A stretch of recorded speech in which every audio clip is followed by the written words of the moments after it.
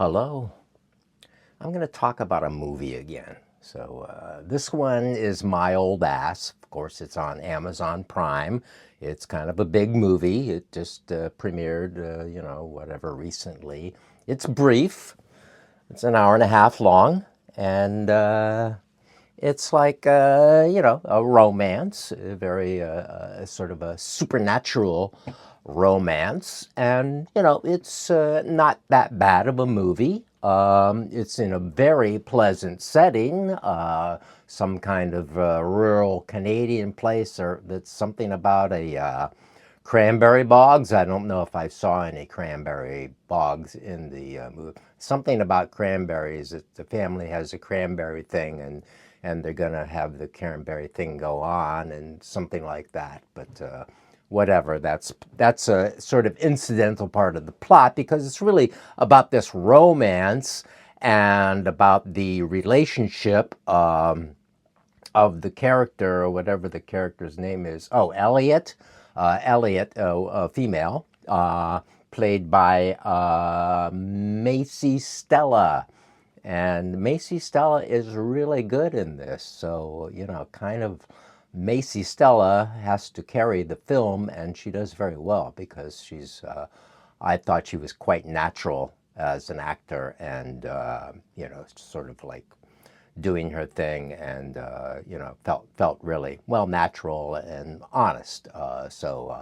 And, she's good looking, whatever. And, I thought she was good in it. Also starring Aubrey Plaza. So we have Aubrey Plaza again, once again sort of showing up as like, whatever, okay, I got another role, I guess I'll go through it. She sort of has a little edge attitude to whatever she's doing. And this one, it's the issue with the movie that I was wondering about and wanted to talk about was that it does have a supernatural thing going on, and that's fine. We've seen lots of supernatural stuff in movies for ever, and in other literature, and it depends on how it unfolds and how it is manifest. There's a lot of recently, and since whatever the 60s or even earlier, there's a lot of the supernatural has to do with popular substances that people take to for enjoyment, recreation, escape, whatever, as in alcohol, marijuana, and currently more psychedelics, LSD. In this one, it's mushrooms. So that is the issue here that I'm like, okay, look, kids,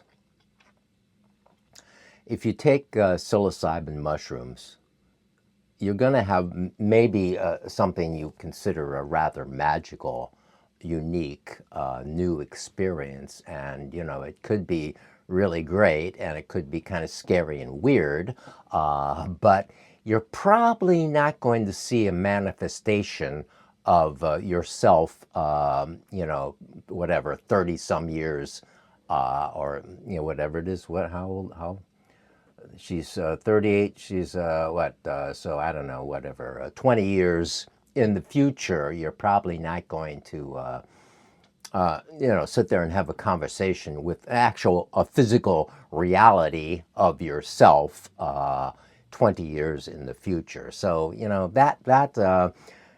sort of tying that into mushroom usage was, okay, it's sort of cute, but, it is kind of offensive, actually, to a kind of wonderful, powerful tool and substance that people use and get all kinds of things out of it. But, maybe in a metaphorical, well, you're not going to really, it doesn't really, it's hard for me to see one getting propelled into the future. You might rehash what has gone on a lot more than propelling into the future and imagining what's going on. Maybe Terence McKenna did. Maybe that's what you get with the heroic doses, and you can talk to entities from outer space or something. I don't know, but it just kind of gives the wrong impression that these things, and this is a romantic movie here. Well, it's rated R, but young people are going to be seeing this who have not experienced with these things, and maybe they're going to be given a kind of odd impression of what these substances, what mushrooms can do, which is still basically a controlled substance. So what they're doing is, illegal. So, you're not really supposed to have these things. So that's why I felt it was kind of problematic. And in movies in general, I look at there's a lot of psychedelic scenes, even way back into the Trip.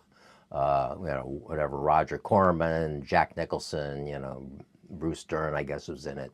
It's always sort of like too much or too scary or too something I don't know.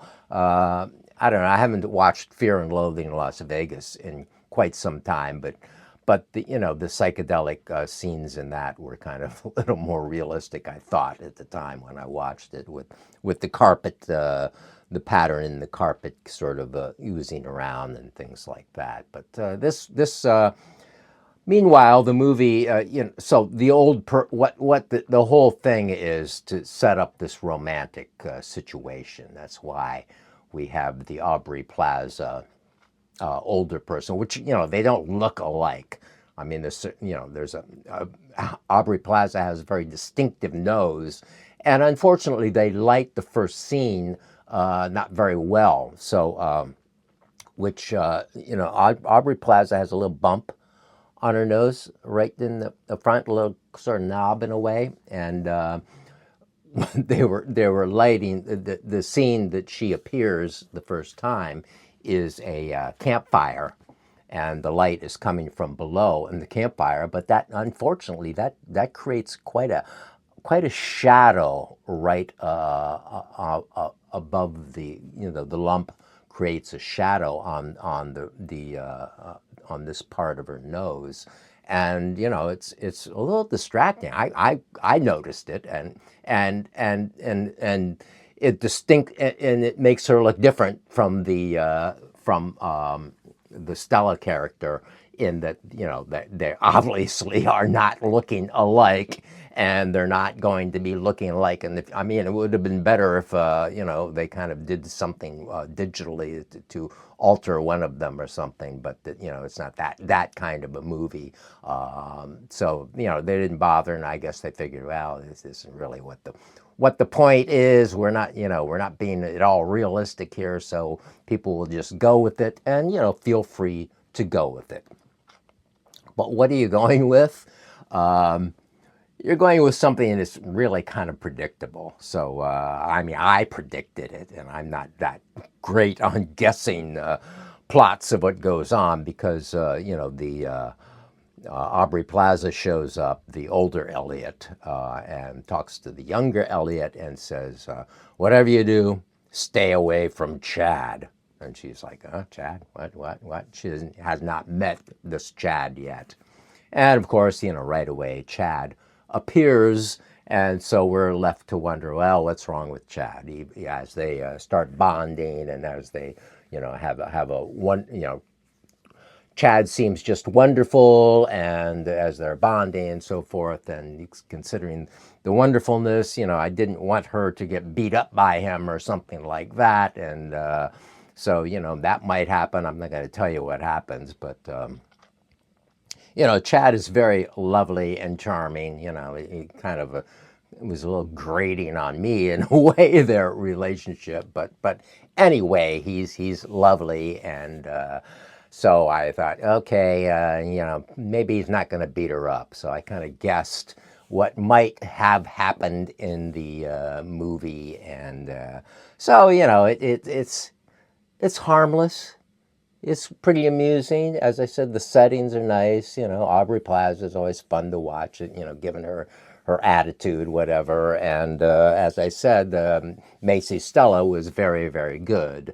The movie was written by Megan Park. I've not seen a Megan Park film before. She wrote it and directed it, and you know, it. She might make some really good movies in the future. As you know, a relatively young woman, I guess. But so this one, you know, is okay.